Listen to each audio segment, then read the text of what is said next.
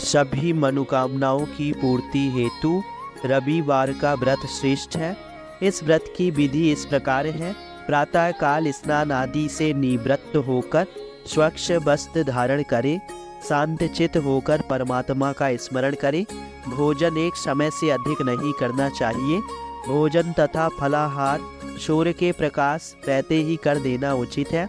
यदि सूर्य छिप जाए तो दूसरे दिन सूर्य उदय हो जाने पर अर्घ्य देने के बाद ही भोजन करें। व्रत के अंत में व्रत कथा सुननी चाहिए। व्रत के दिन नमकीन तेल युक्त भोग कदापि ना करें। इस व्रत के करने से मान सम्मान बढ़ता है तथा शत्रुओं का भय होता है। आँख की पीड़ा के अतिरिक्त अन्य सब पीड़ाएं दूर होती हैं। रविवार की व्रत कथा। एक बुढ़िया थी। उसका नियम था कि प्रति रविवार को सवेरे ही स्नान आदि कर घर को गोबर से लीपकर फिर भोजन तैयार कर भगवान को भोग लगाकर स्वयं भोजन करती थी। ऐसा व्रत करने से उसका घर अनेक प्रकार के धन्य धान्य से पूर्ण था।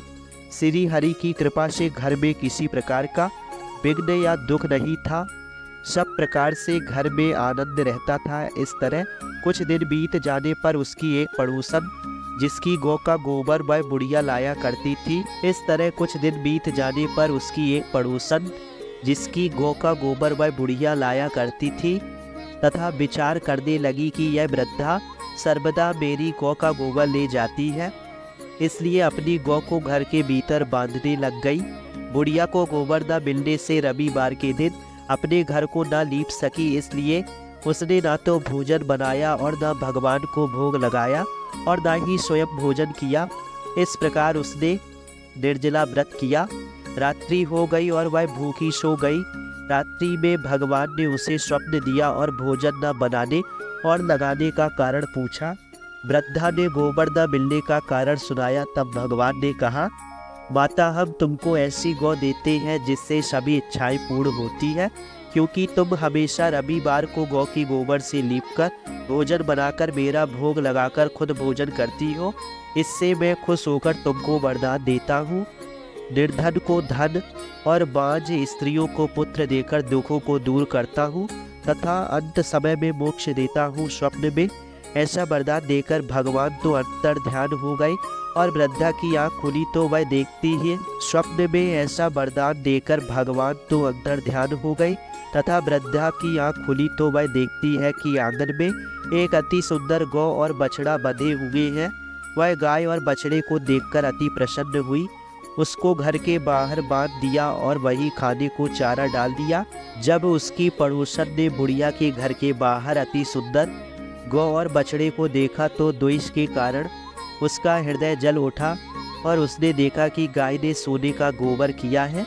वह उस गाय का गोबर ले गई और अपनी गाय का गोबर उसकी जगह रख गई। वह नित्य प्रति ऐसा ही करती रही और सीधी सादी बुढ़िया को इसकी खबर नहीं होने दी।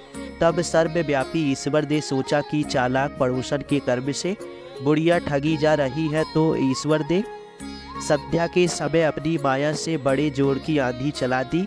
बुढ़िया ने आंधी के भय से अपनी गौ को भीतर बांध लिया।